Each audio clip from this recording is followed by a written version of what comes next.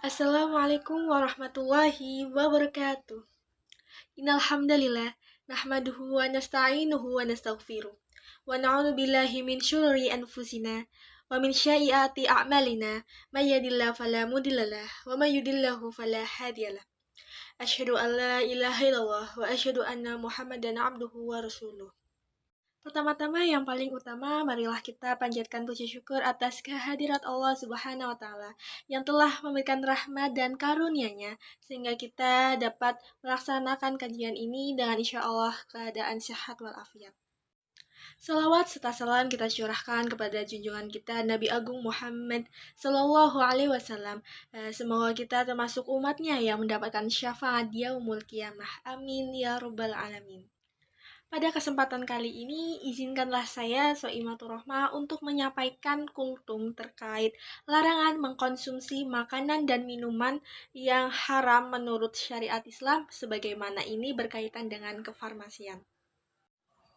Allah sangat menekankan pentingnya untuk mengkonsumsi makanan dan minuman yang halal dan baik. Dalam Al-Quran Surat Al-Baqarah ayat 168 yang berbunyi A'udzubillahi minasyaitonirrajim Ya ayyuhan nasu kulu mimma fil ardi halalan thayyiban wala tattabi'u khutuwati syaiton innahu lakum aduwwum mubin.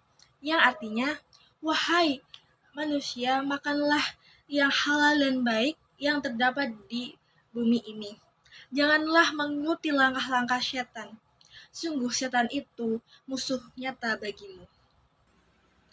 Ayat ini menjelaskan bahwa kita diperintahkan untuk memakan makanan yang halal dan baik atau thayyib, serta menjauhi segala bentuk yang haram.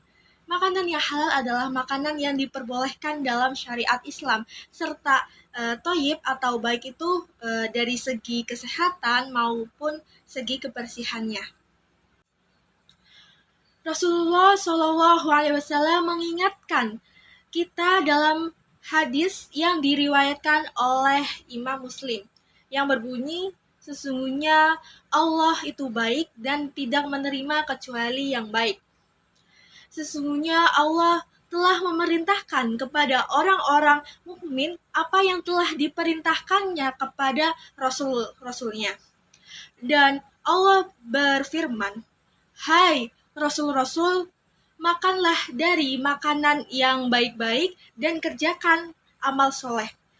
Dan Allah berfirman, Hai orang-orang beriman, makanlah dari rezeki yang baik-baik yang telah kami berikan kepadamu. Hadis riwayat Muslim. Teman-teman sekalian, dalam konteks kefarmasian, prinsip mengkonsumsi yang halal dan baik juga harus diterapkan. Ini termasuk memastikan bahwa obat-obatan atau suplemen yang kita konsumsi itu tidak mengandung bahan-bahan yang haram seperti alkohol atau bahan-bahan yang berasal dari sumber yang tidak halal.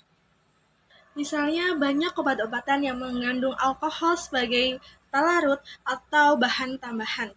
Alkohol dalam jumlah tertentu dapat diharamkan dalam Islam, sehingga kita harus berhati-hati dan memilih obat yang tidak mengandung alkohol atau memilih alternatif yang halal jika memungkinkan. Selain itu, banyak produk farmasi yang mengandung gelatin yang berasal dari babi. Dalam hal ini sangat penting untuk memilih produk yang menggunakan gelatin dari sumber yang halal, seperti gelatin yang berasal dari sapi yang disembelih sesuai syariat Islam.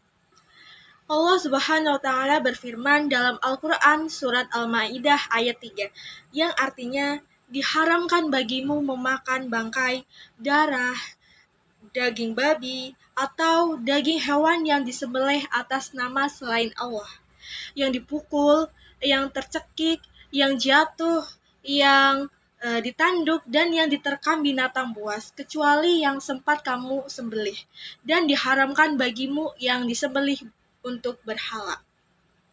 Ayat ini jelas mengatur tentang jenis-jenis makanan dan minuman yang haram.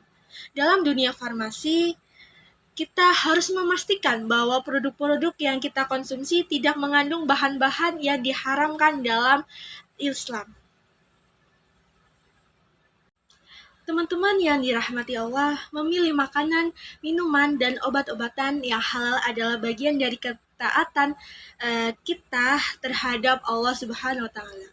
Dengan menjaga diri dari yang haram, kita tidak hanya menjaga kesehatan fisik kita, tetapi juga menjaga kesucian hati dan amal ibadah kita.